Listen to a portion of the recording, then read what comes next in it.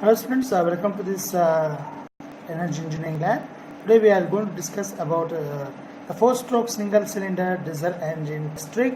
So in this we are going to conduct or we have to find out the heat back this experiment. Okay, so let us discuss in brief. Okay, the aim of the experiment is to conduct the performance test on 4-stroke water-cooled diesel engine. Here instead of air-cooled we are using the water-cooled as a cooling system and for the diesel engine. And the description of this experiment is consist of 4-stroke diesel engine that is water-cooled to be tested for the performance is coupled to the brake drum assembly. Okay, so let us come to this calculation part. So while calculating this the mass fuel consumption per minute, so we have a formula that is MF is equal to pipette reading into density of the petrol and the density and into 6 divided by T into 1000, where density of the diesel road that is 0.86 gram per milliliter and 60 is the conversion factor to minute and 1000 is the conversion factor from gram to kg and T is the time taken for the fuel flow. Okay, so once if you find out this MF, then we go for this total fuel consumption. So the mass of the fuel consumption is in a minute, so we have to go for per hour. So that total fuel consumption is MF into 60, that will be kg per hour. So that is 60 is the conversion factor from minute to hour and the MF is in kg per minute. Okay, and specific fuel consumption. So specific fuel consumption is for every 1 kg of that fuel, what is the consumption. So that we can calculate it by knowing total fuel consumption divided by brake power, that is kg per kilowatt hour.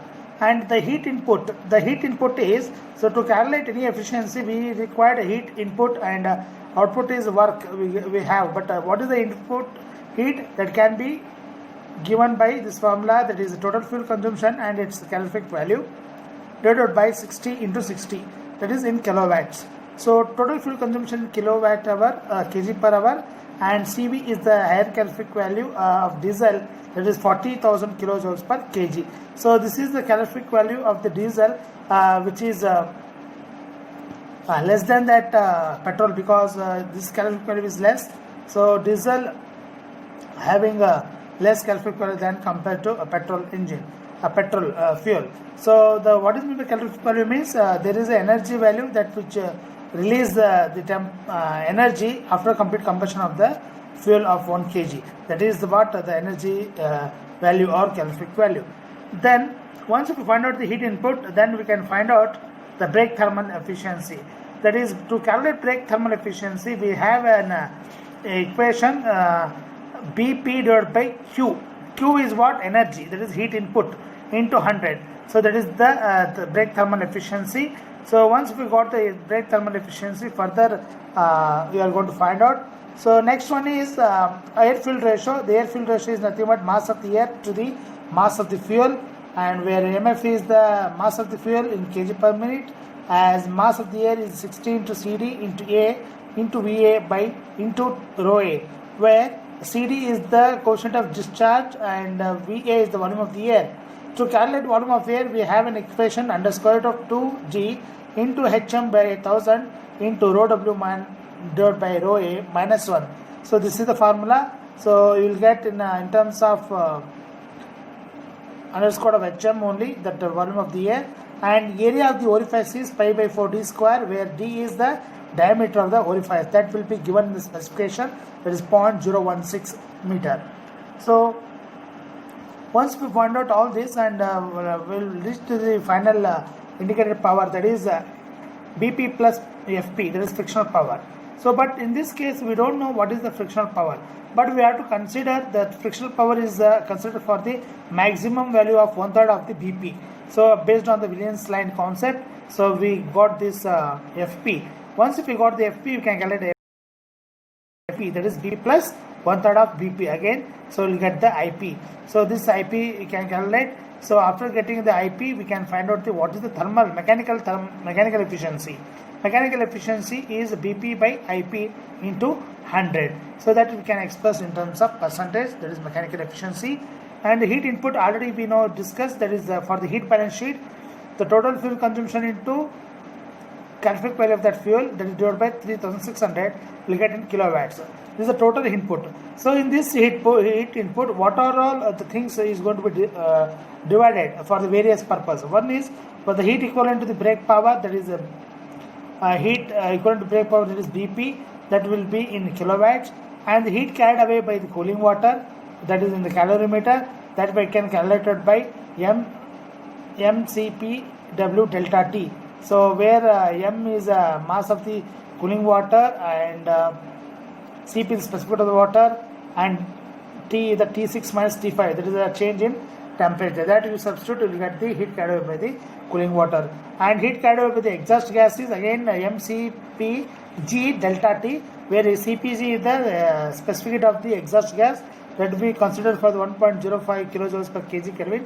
The rest of the thing is same, that is mass of the air plus mass of the fuel we have to consider for the exhaust, so that we get the mass of the exhaust gas, so that T temperature of the exhaust gas is the T4 minus T1, that you have to note down. So once if we got this value, and then next we move on to the heat loss due to the friction power.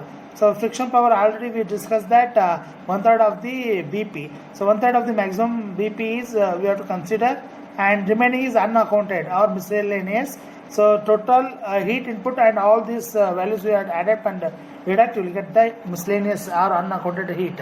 So after that, what you have to do, these are the tabular column where we are going to put it in this tabular column, those readings. So first one is load in kilowatts, and second one is speed in RPM, and energy in every 3 revolutions per second, and air air circulation, and this one fuel consumption, volume, and in time, and the air inlet and exhaust outlet, so and calorimeter water inlet and calorimeter water outlet and exhaust gas outlet. So these are all the tabular column contents, and we have to note it down accordingly while doing the experiment.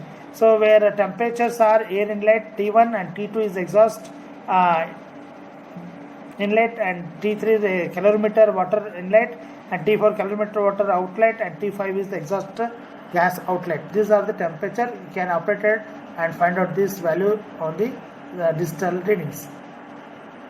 So I hope you understood how we can do this heat balance. Only thing is that after calculating all this, it should be balanced by 100%. Here you have taken this heat input is, suppose if it say take 100 kilowatts, so this will be divided in various parts. Okay, so after adding this the second one and third one, and this one, the heat carried away by exhaust gas and unaccounted, everything should be, if you add, it should be equivalent to the heat input.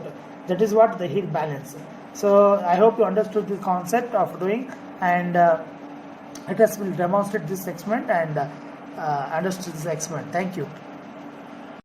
Welcome to Energy Lab, and today we are going to start this experiment. The experiment name is multi-cylinder diesel engine test rig.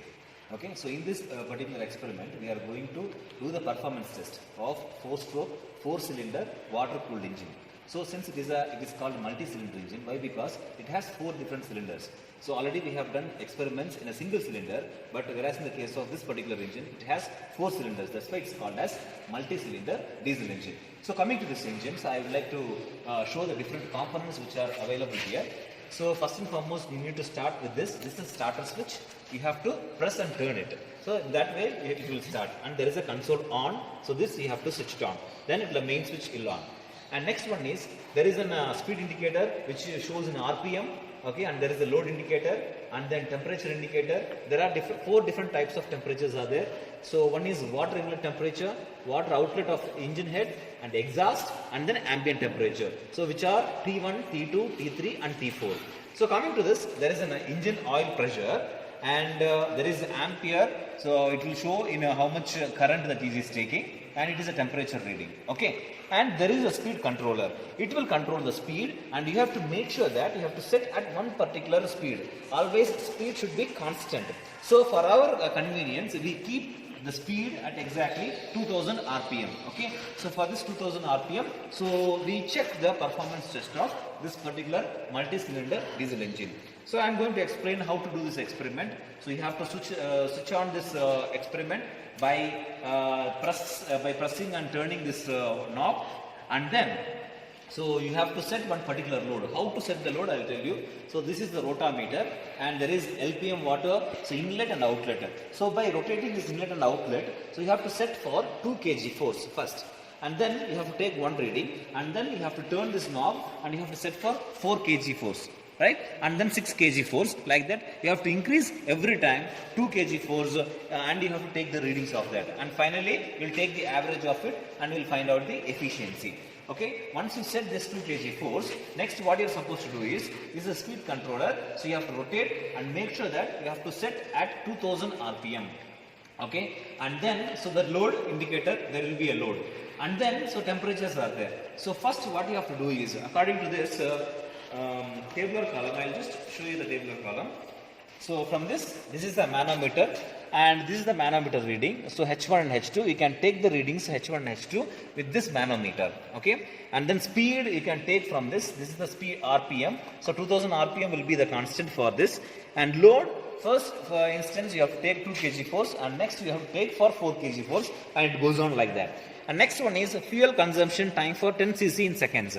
So you have to switch this knob on, so that what happens, the diesel oil will go to the burette, and then it will go to the engine. So when it goes to the burette, so you have to check for 10 cc collection of this diesel fuel, what is the time taken. So that time you have to mention here. And the next one is the temperatures, T1, T2, T3, T4. All the different temperatures are there, you have to note it down. So this is the T1 temperature 27, T2, T3, T4. So like this you have to take different temperatures and you have to note it down. So once everything is over, so then you have to do the calculations, and calculations part, so I'll explain. So already I have explained in the PPT. So with this we can find out the performance like brake thermal efficiency. Finally we have to find out from this experiment.